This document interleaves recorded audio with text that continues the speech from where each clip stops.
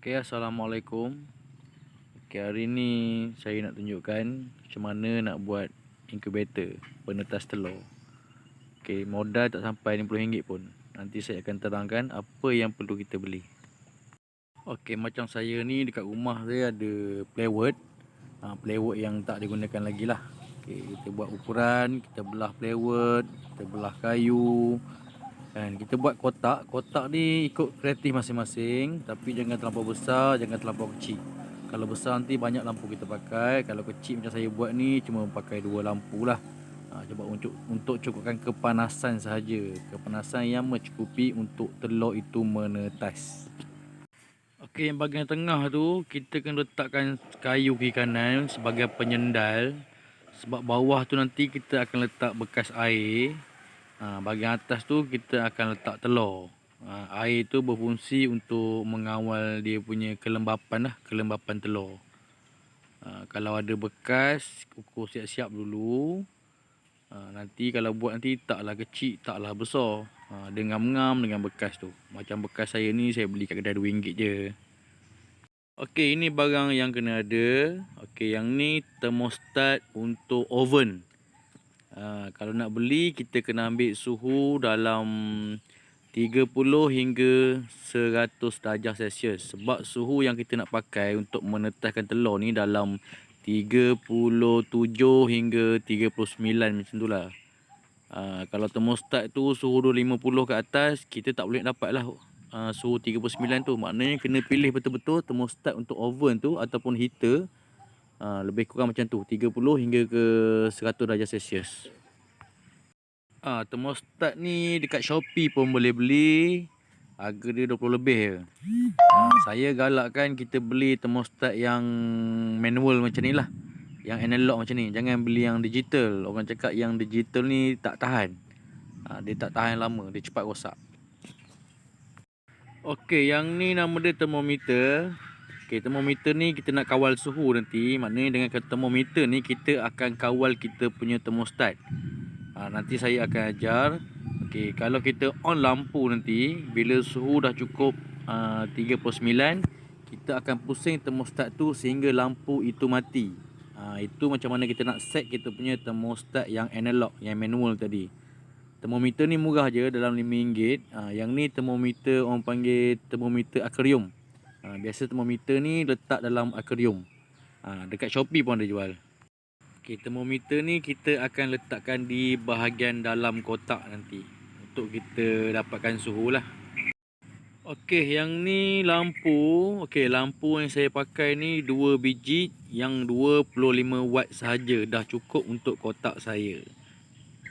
Okey, ini gambar diagram macam mana kita nak sambung wire tu semua. Okey, daripada kepala pelak tu dia keluar 2 wire, live dengan neutral. Okey, live tu biasa kita guna warna merah, dia akan pergi kepada switch. Okey, kat switch tu ada 2 lubang. Okey, dia ada masuk dan keluar. Okey, masuk, lepas tu keluar switch, wire tu, wire merah tu akan masuk kepada kita punya thermostat. Thermostat tu pun dia akan ada 2 pin sahaja. Okey, yang masuk daripada switch, lepas tu dia akan keluar satu wire terus direct ke lampu.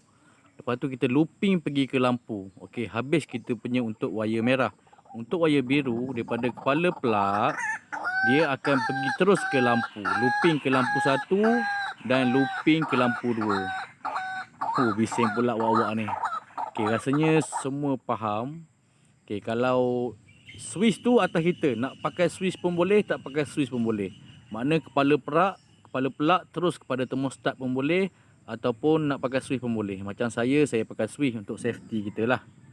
Itu je, dia tak ada beza sangat pun. Dia sebenarnya thermostat tu pun ibaratkan switch lah. Maknanya bila dah cukup panas, thermostat tu akan potong. Bila suhu turun balik ke 36, thermostat tu akan masuk balik, lampu kita akan menyala balik dan akan memanaskan telur balik. Okey, yang ni gambar di mana saya dah siap dah sambung switch dengan thermostat. Okey, kita tutup elok-elok. Okey, lepas tu belah dalam pula. Macam saya buat lampu kiri dan kanan. Okey, tengah tu kita buat peletak telur lah. Sebab tu kena buat kayu kiri kanan tu untuk kita letak telur dekat bahagian tengah tu. bawah letak air. Yang tu ikut kreatif masing-masing. Okey, macam saya yang tengah tu, saya letak kayu. Lepas tu saya gunakan jaring mata punai lah.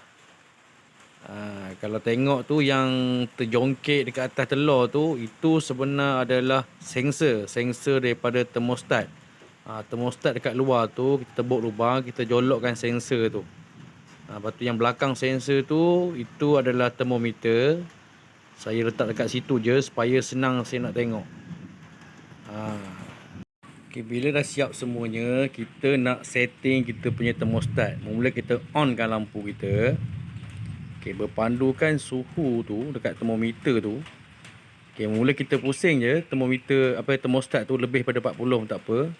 Okay, sambil tengok termometer. Bila termometer dah sampai 39 darjah Celsius, termometer yang dalam tu, kita pusing balik termostat tu sampai lampu tu mati. Bila mati maknanya dah ngam. Maknanya bila suhu kita nak 39, dia akan mati dekat 39. Kalau tak cukup, kita tambah lagi. Selalunya termostat ni bila kita setting 39, okay, dia akan mati lampu. Bila dia turun suhu 36, dia akan menyala balik. Itu nak kawal dia punya suhu.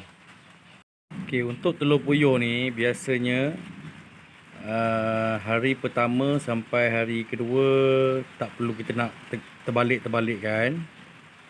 Kita biar macam tu je untuk pemanasan. Pada hari ketiga baru kita start golekkan, terbalikkan telur tu. Kita buat manual lah. Daripada kanan tu kita golek ke kiri. Telur puyuh ni dia kita golek kalau boleh sehari 3 kali. Mudah ya kan? Pagi dan petang kita golek, malam. Okey, biasanya puyuh ni dia akan mula menetas pada hari ke-17, 18, 19, 20. Mudah ya kan? Selamat berjaya. Dia sebenarnya nak buat ni mudah. Kalau rasa susah nak buat kotak ni, kalau ada oven lama yang dah rosak tu, molek pakai oven tu je. Jangan buang oven tu. Lagi senang. Dia dah ada yang tengah tu, cuma kita masukkan lampu je kat dalam. Okay, yang belum subscribe, tolong support saya punya channel, subscribe saya punya channel. Ada mesin-mesin baru saya buat nanti, saya boleh upload lagi. Okey, terima kasih. Selamat mencuba.